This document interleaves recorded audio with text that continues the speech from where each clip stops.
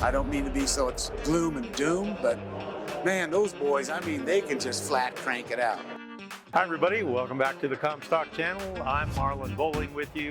It's always a pleasure to have you with us, and today I have Ron Ohlde with me, and he happens to be a commissioner with the Kansas Soybean Commission here at Commodity Classic. And from what I understand, Ron, you've been pretty busy already here. Well, yes, there's always activities going on. There's always meetings, not only on the commission side, the checkoff side. There's also the American Soybean Association, which is on the political side. So, yeah, on all the policy angles and stuff, we try and stay, abreast on those issues. What's not only facing some of the issues in our own state, but some of the issues that are facing producers around the nation. So it's not like you don't have anything to talk about right now. Well, I guess where do you want to start? I mean, now we're talking with all the tariff threats and everything. What do you guys have to do with that? Well, how does that concern you? Honestly, I'm probably not doing enough. I probably, from a producer standpoint, probably should have done a better job of protecting ourselves and what we have. How so? Simply because of, just the threat. Now, this is my opinion. Just the threat of these tariffs. Look what it's done to our markets. Yeah. And like I said, that's why I probably should have done a better job of maybe taking some protection. It's a marketing game, but that's... hindsight is always 20/20, no matter what. Yes, but, to deal with the tariffs, that's uncertainty, and sometimes how do you control uncertainty? So how would you change things? The way the checkoff works right now, is there anything in the structure that you think could be improved at all in the work that they do? You mean far as? Using checkoff, talking about the work of the commission in general. Both in our state and nationally, we've lost a lot of exports, and we need to keep pounding our way to get some of those back as much as we can. Also, we've got to come up with more domestic use products, because in my opinion, that's what's really going to get us dug out of this hole. Exports are going to increase maybe only so much because the competition is so fierce out there. Yeah. We have a better product, there is no doubt about it, but for us to compete on price-wise, that's pretty tough for us. So you're in northern Kansas. Yes. I don't know which county is that. Washington County? Washington County. It is, okay. Wasn't last year kind of a tough year for you guys? Yes, it was. Yeah, well, the state average was 26. 26? 26, yes, sir. Yeah. Do you have irrigation on your farm? Not enough. Yes, I do. That's a pretty good answer right there. Not enough. Yeah. So I'm guessing your irrigated acres had a little better average yield. Yes, it did. This year. It's well worth the investment then. Yes. So let's talk about that. With your production last year being down that much, and you have, in case you don't know, you have a seed farm, right? I mean, correct. You grow, is it wheat seed and soybean seed? Yes, those are and sorghum as well. And sorghum seed, really? Yes, gotten into that. Yes. Oh, nice. Okay. So you're really at risk when it comes to weather issues yes. out there. You've been droughty for the majority of years, haven't you? For the last 5 or 6 years? It's been a challenge. Yes, it has. So how do you handle that? I mean, has that hurt the seed availability now? Oh, it's definitely had an effect, not only on the amount, but also some of the quality. Yeah. There are some varieties that don't make the cut, and so they're just discarded. They're just regular beans. So yeah, there's a lot of risk. So grain sorghum, last I heard, Ron, the acreage of grain sorghum went way down in Kansas. But a couple of years ago, somebody said it was worth way more than corn. What happened there? China was in the market back then. That's what was the reason for the sorghum. Really? Yes, yeah. China was purchasing. They totally quit, or what? Well, I'm not sure I can honestly answer why they did just quit, but yeah, that's made all the difference. Because they used to be huge buyers. Yes. I mean, didn't they buy almost all of it? Yes, they did. Yeah, it was a premium to corn, believe it or not. But now after the drought year that you guys have gone through in the plains last year, Wouldn't that maybe gain popularity against soybeans this year, do you think? That's a good question. There's other factors involved. There's herbicide control and herbicide. Well, true, yeah. And then also the insects. Those are things that you just have to weigh and sort out. And it's a lot of it is almost kind of the last minute decisions, believe it or not. But yeah. Well, I'm hearing from a lot of producers at Commodity Classic that their intention is to maybe shift toward more corn acres this year. Are you hearing that where you are? Yes, we are. You grow corn too. Oh yes. Farm? Yeah. No, we're seeing that as well. Yes, going to more corn acres. So now in southwest Kansas, I know basis levels on corn were really high. I mean, really, you can really get a premium, like $1.50 premium out there. That's not the case when you go into the central corn belt, where they have all kinds of corn. Yes. How is that affecting you? You're kind of in the middle of all that, aren't you? Well, yes, we are. The last that I looked, I thought we were negative like 55 basis. Really? Yes. Yeah. On corn? On corn. Do you have much of a rail option there? No, we don't. Not really in our area. There is maybe one particular co-op, but I'm not sure just how much that gets utilized. But yeah, a lot of our producers, if you go north of you, like in Nebraska and the Dakotas, ethanol is a good option. But do you have an option like that where you are? Well, it depends upon the freight rate. There are some ethanol plants. Anywhere close by? For me, the closest one is probably 70, then the next one is probably 80 miles. Okay. So, but in some of the instances, being as I feed cattle, I use their byproduct. So one thing that's helped also is that maybe have them bring a load of distillers down and turn around and reload them with a load of corn back. Yeah. So I mean that's helped, but some producers don't have that option. Well, we've been talking all along about the big production coming out of Brazil, and they've overtaken U.S. production by a lot. Yes. And they have so much that they can still expand yet.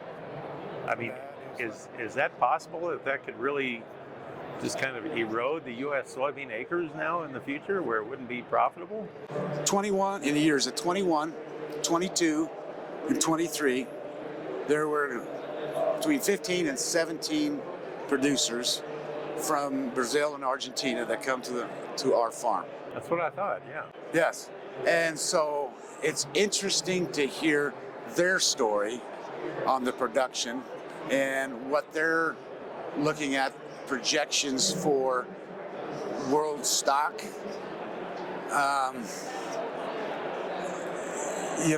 We hear what USDA's got to say, and for me, the numbers are not quite adding up. Okay?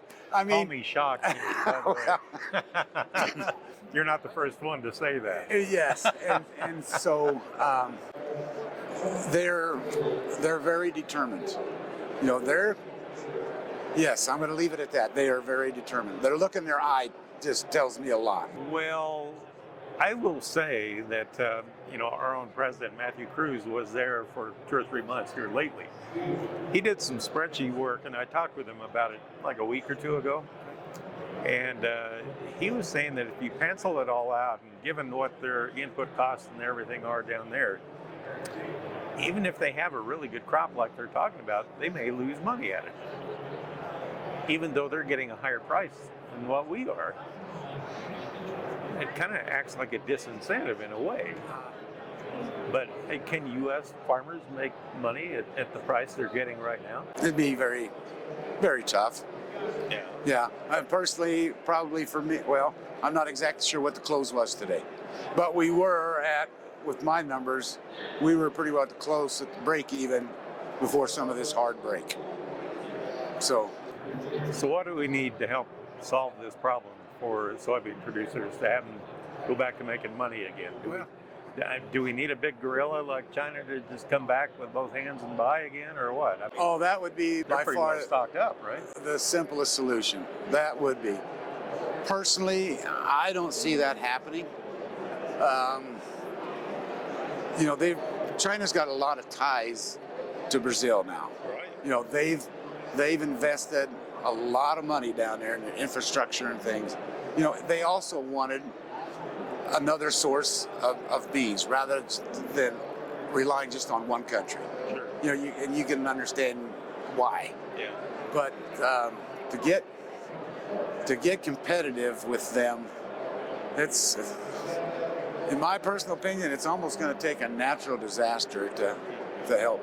I don't mean to be so it's gloom and doom, but man, those boys, I mean, they can just flat crank it out. And they've got many more acres that they can bring that we don't. Yeah.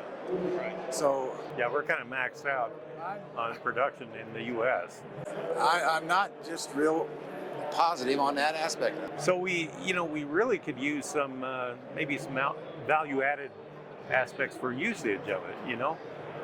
Keep that research going and that sort of thing. That's a very good point, Marlon. Yes.